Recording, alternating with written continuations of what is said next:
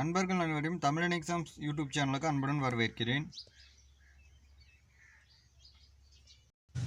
First of all நம்ம இந்த வீடியோவில் எதை பற்றி பார்க்க போகிறோம்னா மெட்ராஸ் ஹைகோர்ட்டு ஸ்கில் டெஸ்ட் பற்றி தான் பார்க்க போகிறோம்.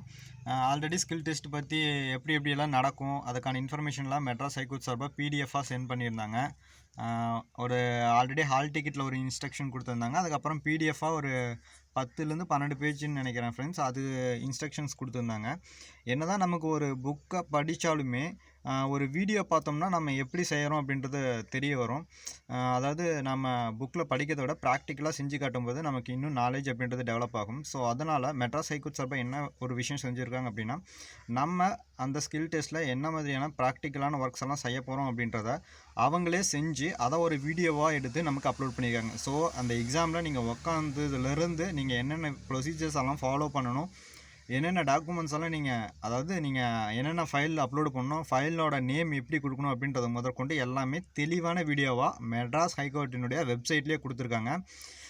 நீங்கள் போய்ட்டு அந்த வீடியோவை பார்த்துக்கலாம். அண்டு ஃபர்ஸ்ட் ஆஃப் ஆல் எல்லாருமே ப்ராக்டிஸ் பண்ணிகிட்டே இருங்க, நம்பிக்கையோடு ப்ராக்டிஸ் பண்ணிகிட்டே இருங்க.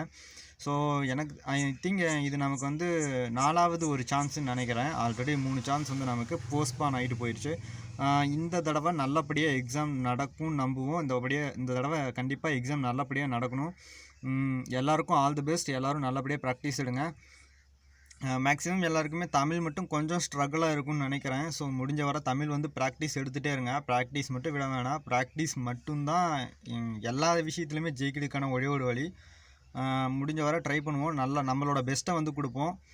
அண்ட் அதில் வந்து எதை பற்றியெல்லாம் அவங்க மெட்ராஸ் ஹைகோர்ட் வெப்சைட்டில் அந்த ஸ்கில் டெஸ்ட்டுக்கு சொல்லியிருக்காங்கன்னா, மேக்ஸிமம் மெயினாக அவங்க சொன்ன ஒரு விஷயம் என்னென்னா, இப்போ வேர்ட்லேருந்து 2 கொஷின் 3 கொஷின் கூட கேட்கலாம், எக்ஸல்லேருந்து 2 கொஷின் 3 கொஷின் கூட கேட்கலாம். ஆனால் நம்ம ஒரே ஒரு ஃபைலாக மட்டும்தான் அதை வந்து உருவாக்கணும் அப்படின்றத சொல்லியிருக்காங்க.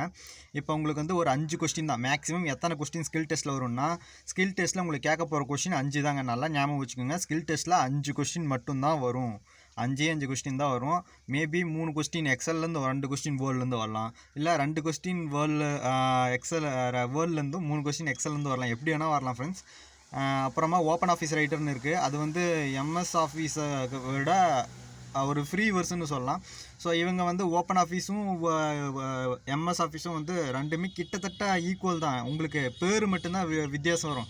மற்றபடி எல்லாமே பார்த்திங்கன்னா கிட்டத்தட்ட ஈக்குவல் தான்.